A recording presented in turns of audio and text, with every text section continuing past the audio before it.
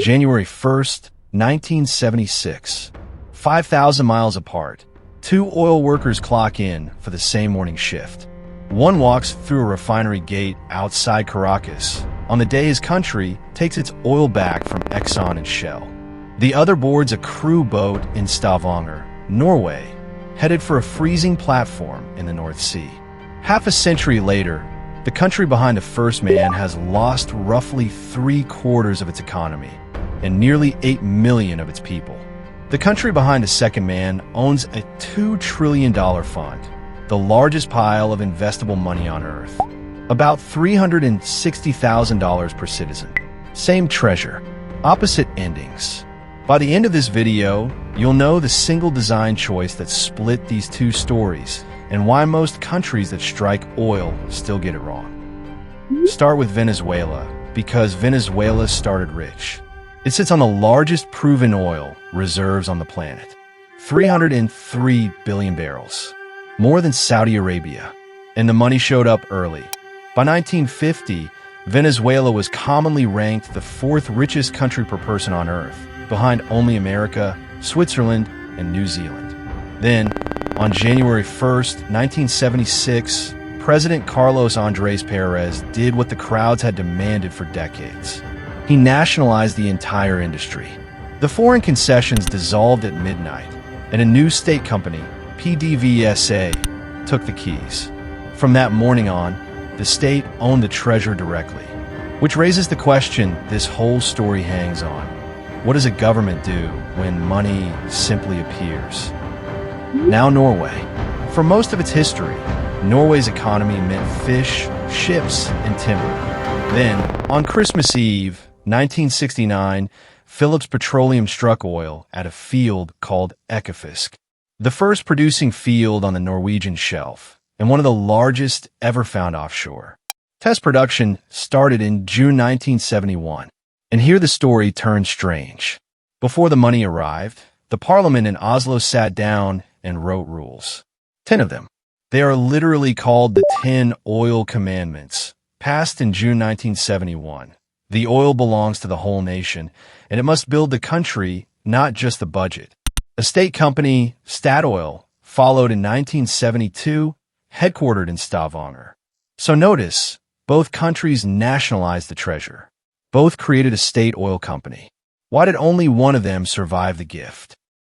Through the 70s and 80s, oil money flooded both economies. But not the same way. Look at oil rents, the pure profit from pumping crude, measured as a share of everything a country produces. In 1974, oil profit alone was a third of Venezuela's entire economy. A third. Norway's share climbed slowly and peaked near 12% in the year 2000. For Venezuela, oil wasn't a bonus on top of the economy. Increasingly, it was the economy. Farms and factories withered while petrodollars poured in. Economists call that Dutch disease. And a state that lives off oil learns a dangerous lesson. It doesn't need taxpayers. It only needs the price of crude to stay high. So what happens when the price stops cooperating? Here is the fork in the road. The single decision this whole story turns on. When oil money arrives, a government can spend it now or save it and spend only what the savings earn. Venezuela spent it now. Oil paid for subsidies, imports, jobs, elections. When prices dipped, the state borrowed against tomorrow's barrels and kept spending. And the machine ate its own engineers. After a crippling strike in 2003, the government fired around 18,000 PDVSA employees, roughly 40% of the workforce, and refilled the company with loyalty instead of expertise. Norway looked at the same temptation and built a wall against itself. In 1990, Parliament created an oil fund. In May 1996, the first deposit went in. And in 2001 came the rule that decided everything. The state may spend only the fund's expected return. Set at 4%, later cut to 3%. Not the oil money, the return on the oil money. Venezuela spent the barrel. Norway spends the interest on the barrel. Hold on to that difference, because in 2014, both designs got stress tested at once. In 2014, The test arrived. The oil price collapsed from over $100 a barrel to under $30 by early 2016. Norway barely flinched.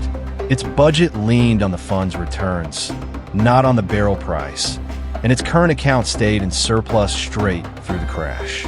Venezuela fell off a cliff. Watch the bars. -4%, -6, -17. By 2020, the economy had shrunk 7 years in a row, down roughly 3/4 from 2013. The IMF calls it the largest contraction in almost half a century for a country not at war. And on the way down, the numbers themselves went dark. Venezuela's central bank stopped publishing statistics for years. So from here on, most of what you're seeing is IMF and World Bank estimates, not official Venezuelan data. When a country switches off its own dashboard, it is rarely good news. But the worst number was still coming. A petrostate that loses its oil income doesn't stop spending. It can't. The entire state is built on the spending. So Venezuela turned to the only machine it had left, the printing press. The government paid its bills with freshly created bolivars, and the currency began to die. By the IMF series, inflation in 2016 was 274%. In 2017, over 860. And in 2018, more than 130,000%. And that's the conservative official series. Outside estimates at the time ran past 1 million. The government's answer was to slash zeros off the banknotes. 3 zeros in 2008, 5 more in 2018, 6 more in 2021, 14 zeros gone. Caracas supermarkets in those years. Empty shelves, prices rewritten by the week. This is what it looks like when a currency stops being money. And when money stops working, people do the only rational thing left. They walk. Since around 2014, more than 7.6 million Venezuelans have left the country by the UN Refugee Agency's count. The IMF puts it at roughly 8 million, about 1 in 4 Venezuelans. Some of them are the very engineers PDVSA fired. They crossed the Simón Bolívar Bridge into Colombia on foot, carrying suitcases, and kept going: Peru, Chile, Spain, the United States. It is the largest displacement crisis in Latin America's recent history. And here's the detail that should stop you. They weren't fleeing bombs. They were fleeing arithmetic. Meanwhile, 5,000 miles away, the other petrostate was quietly running the same decade on the opposite setting. Now open the other door. Norway's fund, the wall the politicians built against themselves, kept swallowing oil revenue and buying the world with it. Today it owns, on average, 1.5% of every listed company on Earth. Its value, roughly $2 trillion, about $360,000 for every man, woman, and child in Norway. But here is the number that ends the argument.